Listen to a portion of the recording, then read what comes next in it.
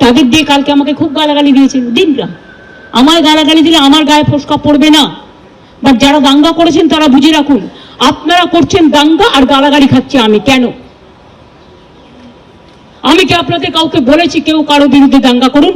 আর BSF বা কেন গুলি চালিয়েছিল? আমি নয়, দুটো পরিবারের সাথে দেখা করে 10 লক্ষ টাকা করে আমাদের কমিটমেন্ট ছিল, হাতে তুলে দিয়ে আসতাম। তো আপনারা লুকিয়ে নিয়ে গেলেন কেন? এটা কিডন্যাপিং করে নিয়ে যাওয়া নয়, কাউকে নিয়ে যাওয়া। তাদের দিয়ে কালকে আমাকে খুব গালাগালি দিয়েছেন। দিনরা আমায় গালাগালি দিলে আমার গায়ে ফোসকা পড়বে না, বাট যারা দাঙ্গা করেছেন তারা বুঝে রাখুন, আপনারা করছেন দাঙ্গা আর গালাগালি খাচ্ছি আমি। কেন?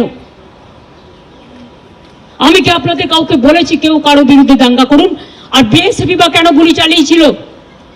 বিএসএফ যদি গুলি না চালাতো পরের দিনের ঘটনা ঘটতো না, এটা আমার দৃঢ় বিশ্বাস।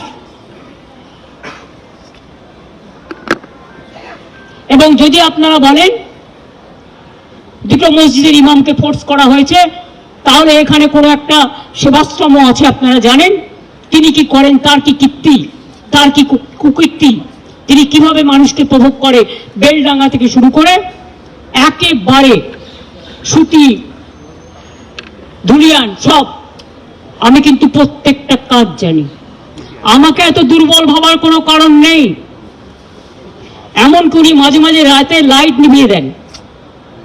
যখন ওয়াকআপ নিয়ে আন্দোলন হচ্ছিল আমি শুনলাম 48 ঘন্টা লাইট নিভিয়ে রেখেছিলেন। উনি এটা করতে পারেন না, ইটস এ ক্রিমিনাল অফেন্স।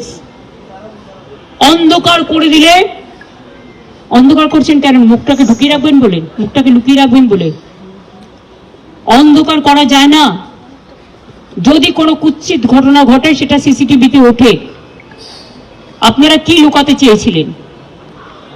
আমি পরিষ্কার পুলিশকে বলেছি সিআই অফিস ওখান থেকে পাশে সরিয়ে দেবে।